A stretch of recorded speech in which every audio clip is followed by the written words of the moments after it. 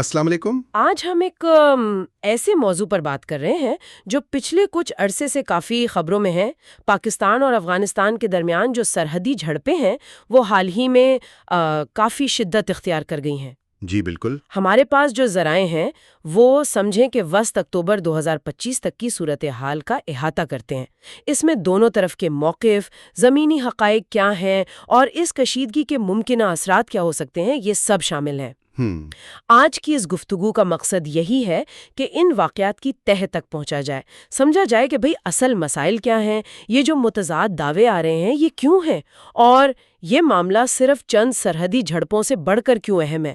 چلیے اس صورتحال کا تھوڑا گہرا جائزہ لیتے ہیں۔ ضرور۔ تو بنیادی تناؤ جو ہے وہ بظاہر تو لگتا ہے سادہ سا، لیکن اس کی پرتیں کافی پیچیدہ ہیں۔ پاکستان کا موقف تو مسلسل یہی رہا ہے کہ افغانستان کی سرزمین خاص طور پر طالبان کے کنٹرول سنبھالنے کے بعد وہ تحریک طالبان پاکستان یعنی TTP ان کے عسکریت پسندوں کی محفوظ پناہگاہ بنی ہوئی ہے۔ جی یہ ایک بڑا الزام ہے۔ بالکل۔ اور پاکستان کا الزام ہے کہ TTP وہیں سے سرحد پار حملوں کی منصوبہ بندی کرتی ہے، انہیں عملی جامہ پہناتی ہے۔ دوسری طرف افغانستان میں جو طالبان حکومت ہے وہ ان الزامات کی سختی سے تردید کرتی ہے۔ وہ کہتے ہیں کہ ایسا نہیں ہے۔ ہاں، اور الٹا وہ پاکستان کی طرف سے جو کارروائیاں ہوتی ہیں، فضائی حملے ہوں یا زمینی، انہیں اپنی قومی خود مختاری کی سنگین خلاف ورزی قرار دیتے ہیں۔ تو معلومات دونوں طرف سے آپ دیکھیں متضاد ہیں۔ سچائی کیا ہے یہ کئی بیانیوں کے بیچ کہیں کھوئی ہوئی لگتی ہے۔ اچھا۔ تو آئیے اسے کھول کر دیکھتے ہیں۔ جی۔ یہ واقعی ایک گنجلک صورتحال ہے، اور یہاں دلچسپ بات یہ ہے کہ جب ہم اس مسئلے کو دیکھتے ہیں نا تو یہ صرف حالیہ جھڑپوں تک محدود نہیں رہتا۔ اچھا۔ اس کی جڑیں بہت گہری ہیں، تاریخ میں ہے، کئی دہائیوں پر محیط جو پاک و افغان تعلقات کی پیچیدگیاں رہی ہیں، علاقائی سیاست کے اتار چڑھاؤ میں، دونوں ملکوں کے اپنے اپنے سیکیورٹی خدشات، اور یہاں تک کہ معیشت میں بھی۔ یعنی یہ صرف بارڈر کا مسئلہ نہیں ہے۔ بالکل نہیں۔ بظاہر یہ سرحد پر ہونے والی چھوٹی موٹی جھڑپیں رکھتی ہیں، لیکن ان میں آپ سمجھے ایک چنگاری سے شعلہ بننے کی پوری صلاحیت موجود ہے۔ یہ پورے خطے کو اپنی لپیٹ میں لے سکتی ہیں، تو اسے صرف فوجی کارروائیوں کے تناظر میں دیکھنا میرے خیال میں کافی نہیں ہے۔ بالکل۔ تو آئیے سب سے پہلے یہ دیکھتے ہیں کہ اس جو فوری کشیدگی ہے اس کی وجہ کیا بتائی جا رہی ہیں دونوں طرف سے۔ جیسا میں نے کہا پاکستان کا بنیادی نقطہ ہے TTP۔ جی۔ وہ کہتے ہیں جی ہمارے پاس شواہد ہیں، افغانستان میں TTP کو نہ صرف پناہ مل رہی ہے بلکہ فعال ٹریننگ کیمپ بھی چل رہے ہیں، اور وہیں سے پاکستان میں دہشت گردی کی کارروائیاں منظم ہوتی ہیں۔ جواباً افغان طالبان حکومت کہتی ہے نہیں جی ہم اپنی سرزمین کسی کے خلاف استعمال نہیں ہونے دیں گے، اور وہ پاکستان سے ٹھوس ثبوت مانگتے ہیں۔ ثبوت کہاں ہے؟ ہاں بالکل۔ اور وہ پاکستانی کارروائیوں کو چاہے وہ فضائی حملے ہوں یا زمینی اپنی سالمیت پر حملہ سمجھتے ہیں۔ تو اصل جھگڑا اس بات پر ہے کہ یہ عسکری پسند ہیں کہاں؟ کیا وہ واقعی سرحد پار سے آپریٹ کر رہے ہیں یا یہ پاکستان کے اپنے اندرونی سیکیورٹی چیلنجز ہیں جنہیں سرحد پار دھکیلا جا رہا ہے؟ یہ بنیادی نقطہ ہے جس پر دونوں ملکوں کا اتفاق نہیں ہے۔ اور اگر ہم اسے تھوڑی بڑی تصویر سے جوڑیں تو TTP کا معاملہ پاکستان افغان تعلقات میں ہمیشہ سے ایک آپ کہہ لیں کانٹے کی طرح رہا ہے۔ صحیح۔ پاکستان طویل عرصے سے افغانستان پر چاہے وہ پچھلی حکومتیں ہوں یا موجودہ طالبانی انتظامیہ یہ الزام لگاتا آیا ہے کہ وہ TTP کو لگام نہیں دیتے۔ دوسری طرف افغانستان کا موقف رہا ہے کہ بھائی TTP تو پاکستان کا اندرونی مسئلہ ہے۔ اب جو سوال ذرائع میں بھی اٹھایا جا رہا ہے اور جو واقعی اہم ہے وہ یہ کہ کیا موجودہ افغان طالبان حکومت کیا وہ واقعی پورے افغانستان پر، خاص طور پر وہ جو دور دراز پہاڑی سرحدی علاقے ہیں، وہاں مکمل اور مؤثر کنٹرول رکھتی ہے؟ اچھا، یہ ایک اہم سوال ہے۔ جی، کیا ان کی رٹ ہر جگہ چلتی ہے یا کچھ علاقے ایسے ہیں جہاں مختلف مسلح گروہ بشمول TTP کے کچھ دھڑے نسبتاً آزادانہ طور پر کام کر رہے ہیں؟ یہ پہلو بہت اہم ہے کیونکہ یہ دونوں طرف کے دعووں کو سمجھنے میں مدد دیتا ہے۔ کیسے؟ دیکھیں، اگر طالبان کا کنٹرول مکمل نہیں ہے تو ان کی تردید ٹیکنیکلی طور پر درست ہو سکتی ہے نا کہ ہماری حکومت نہیں کروا رہے، جبکہ پاکستان کے الزامات بھی زمینی حقائق کی عکاسی کر سکتے ہیں کہ ہاں وہاں سے ہو رہا ہے۔ اچھا، یہ تو ہوئی وجہ کی بات۔ اب ذرا آتے ہیں پیمانے پر۔ یعنی ان جھڑپوں کی شدت اور ان میں جو جانی نقصان ہوا ہے اس کے دعووں پر، یہاں بھی صورتحال انتہائی مبہم ہے۔ اعداد و شمار میں زمین آسمان کا فرق ہے۔ جی بالکل۔ پاکستانی فوج کہتی ہے کہ ان جھڑپوں میں ان کے 23 فوجی ہلاک ہوئے، کئی زخمی بھی، لیکن جوابی کارروائی میں انہوں نے 200 سے زائد عسکری پسندوں کو ہلاک کیا، جن میں ان کے مطابق ٹی ٹی پی اور ان سے وابستہ جنگجو شامل ہیں۔ 200 سے زائد؟ جی۔ دوسری طرف افغان طالبان حکام کہتے ہیں کہ نہیں، ہمارے تو صرف 9 جنگجو مارے گئے، مگر وہ یہ بھی دعویٰ کرتے ہیں کہ ان جھڑپوں میں 58 پاکستانی فوجی ہلاک ہوئے ہیں۔ 58 پاکستانی فوجی؟ جی، یہاں بات کافی دلچسپ ہو جاتی ہے۔ یہ فرق اتنا زیادہ کیوں ہے؟ مطلب 9 اور 200 میں، یا 23 اور 58 میں؟ یہ تو بہت بڑا فرق ہے۔ یہ ایک انتہائی اہم نقطہ ہے جو آپ نے اٹھایا۔ یہ صرف اعداد و شمار کا ہیر پھیر نہیں ہے، اس سے ایک اہم سوال پیدا ہوتا ہے۔ اس قسم کے تنازعات میں معلوماتی جنگ، یا جسے انفارمیشن وارفیئر کہتے ہیں، اس کا کردار کتنا کلیدی ہوتا ہے۔ اچھا۔ دونوں فریق صرف زمین پر نہیں لڑ رہے ہوتے، وہ بیانیے کی جنگ بھی لڑ رہے ہوتے ہیں، اپنے عوام کے سامنے اپنی کامیابی اور دشمن کے نقصان کو بڑھا چڑھا کر پیش کرنا اور اپنے نقصان کو کم بتانا، یہ ایک آزمودہ حربہ ہے۔ تو آپ یہ کہہ رہی ہیں کہ ان نمبرز پر آنکھیں بند کر کے یقین نہیں کرنا چاہیے؟ بالکل۔ آزادانہ ذرائع سے ان دعووں کی تصدیق تقریباً ناممکن ہوتی ہے۔ سرحدی علاقے اکثر صحافیوں اور آزاد مبصرین کے لیے وہ کیا کہتے ہیں نو گو ایریا ہوتے ہیں۔ صحیح۔ ٹھوس شواہد جیسے کہ کوئی غیر جانبدار سیٹلائٹ تصاویر ہوں، مواصلاتی ریکارڈز ہوں یا زمینی رپورٹس اگر موجود بھی ہوں تو وہ شاذ و نادر ہی عوامی سطح پر آتے ہیں، اور اگر آ بھی جائیں تو ان کی تشریح متنازع ہو سکتی ہے۔ اس لیے ہمیں یہ سمجھنا ہوگا کہ یہ صرف فوجی ہلاکتوں کے اعداد و شمار نہیں ہے، یہ ایک وسیع تر نفسیاتی اور سیاسی کھیل کا حصہ ہے جہاں ہر فریق اپنی جیت اور دوسرے کی ہار دکھانے کی کوشش کر رہا ہے۔ اچھا، ان جانی نقصانات اور فوجی کشیدگی کے علاوہ اس صورتحال کا ایک اور بہت فوری اور ٹھوس اثر نظر آ رہا سرحدوں پر، خاص طور پہ تجارت اور عام لوگوں کی آمد و رفت کے حوالے سے۔ اطلاع تو یہی ہے کہ پاکستان نے ترخم اور چمن جیسی اہم ترین سرحدی گزرگاہیں بند کر دی ہیں۔ جی بالکل۔ اس کے کیا اثرات ہو رہے ہیں؟ یہ سرحدی بندش اگرچہ بظاہر ایک محدود اقدام لگے، لیکن اس کے معاشی نتائج کافی سنگین اور دور رس ہو سکتے ہیں۔ ہمیں یہ یاد رکھنا چاہیے کہ دونوں ممالک، خاص طور پر افغانستان، پہلے ہی شدید معاشی مشکلات کا شکار ہے۔ جی، افغانستان کی معیشت تو ویسے ہی بہت دباؤ میں ہے۔ بالکل۔ افغانستان اپنی روزمرہ کی ضروریات، خوراک سے لے کر تعمیراتی سامان تک، بہت سی چیزوں کے لیے پاکستانی درآمدات پر بہت زیادہ انحصار کرتا ہے۔ تورخم اور چمن یہ اس تجارت کے لیے سمجھے شہرک کی حیثیت رکھتے ہیں۔ ان کی بندش کا سیدھا مطلب ہے کہ افغانستان میں اشیاء ضروریہ کی قلت پیدا ہو سکتی ہے، قیمتیں آسمان سے باتیں کرنے لگتی ہیں، مہنگائی کا ایک نیا طوفان آ سکتا ہے۔ اور پاکستان پر اس کے کیا اثرات ہیں؟ کیا یہ صرف افغانستان کے لیے مسئلہ ہے؟ نہیں، پاکستان کے لیے بھی یہ نقصان دہ ہے۔ دو طرفہ تجارت کا والیوم اربوں میں ہے۔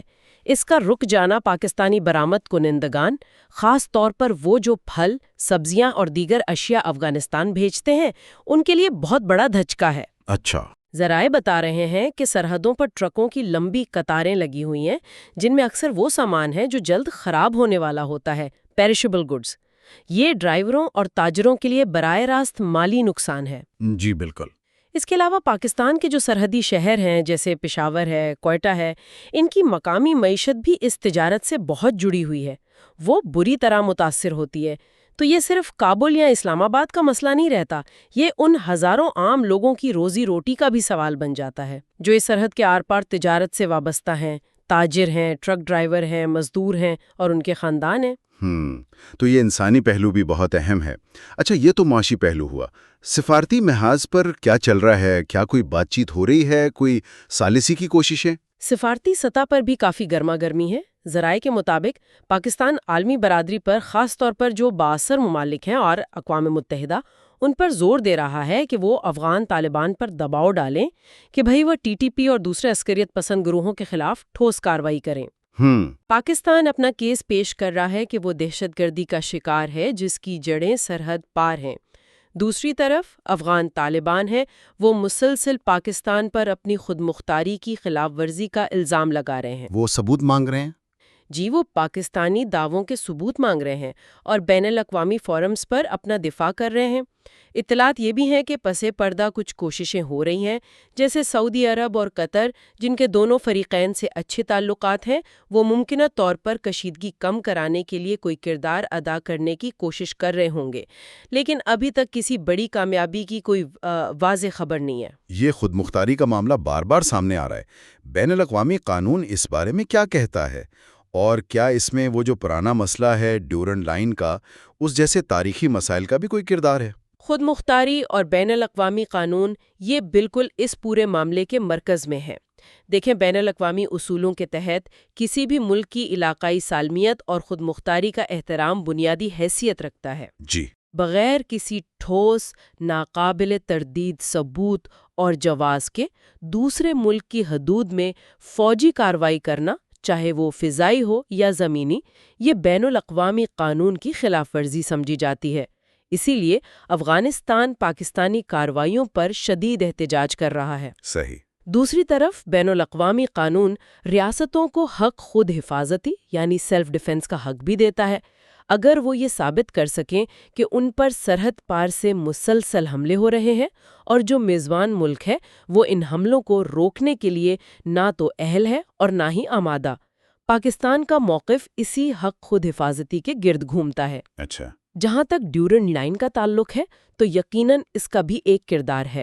یہ وہ تاریخی سرحدی لکیر ہے جسے افغانستان نے کبھی مکمل طور پر تسلیم نہیں کیا۔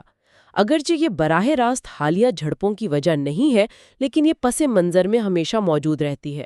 ایک مستقل تنازع۔ جی، سرحد پر کسی بھی قسم کی تعمیر، کوئی باڑ لگانا یا کوئی نئی چوکی قائم کرنا یا اکثر مقامی سطح پر تناؤ کا باعث بن جاتا ہے، کیونکہ اسے دوسری طرف سے دراندازی یا سٹیٹس کو بدلنے کی کوشش سمجھا جا سکتا ہے۔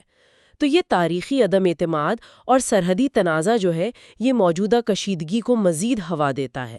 تو اگر ہم ان تمام پہلوؤں کو ملا کر دیکھیں، فوجی جھڑپیں ہیں، معاشی اثرات ہیں، سفارتی کشمکش ہے، قانونی اور تاریخی پیچیدگیاں ہیں، تو اس کا مجموعی طور پر علاقائی استحکام پر کیا اثر پڑ سکتا ہے؟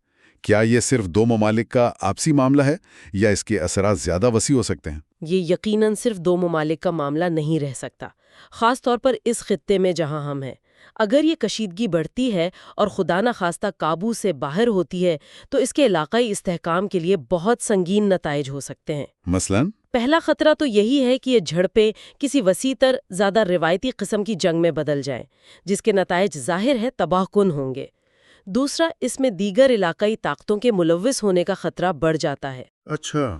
مثال کے طور پر پاکستان کے ہمیشہ سے بھارت کے حوالے سے خدشات رہے ہیں کہ وہ افغانستان کی سرزمین استعمال کر سکتا ہے۔ اسی طرح ایران ہے، چین ہے، وسطی ایشیائی ریاستیں ہیں، وہ بھی اس صورتحال کو گہری تشویش سے دیکھ رہی ہوں گی۔ خلیجی ممالک، جن کا ذکر ثالثی کے حوالے سے ہوا، ان کے بھی اپنے مفادات ہیں۔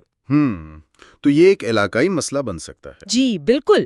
اس کے علاوہ اگر افغانستان میں عدم استحکام بڑھتا ہے تو اس کا ایک اور بڑا نتیجہ پناہ گزینوں کی ایک نئی لہر کی صورت میں نکل سکتا ہے، جس کا بوجھ، جیسا کہ پہلے بھی ہوتا رہا ہے، سب سے زیادہ پاکستان اور ایران پر ہی پڑے گا۔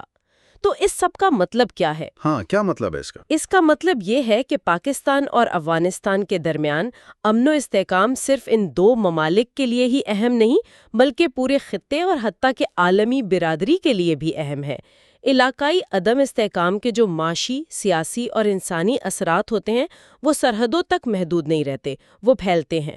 اسی لیے آپ دیکھیں گے کہ عالمی دارالحکومتوں میں اس صورتحال پر گہری نظر رکھی جا رہی ہے۔ تو خلاصہ یہ ہوا کہ ہم ایک انتہائی پیچیدہ اور کثیر الجہتی بحران کا سامنا کر رہے ہیں۔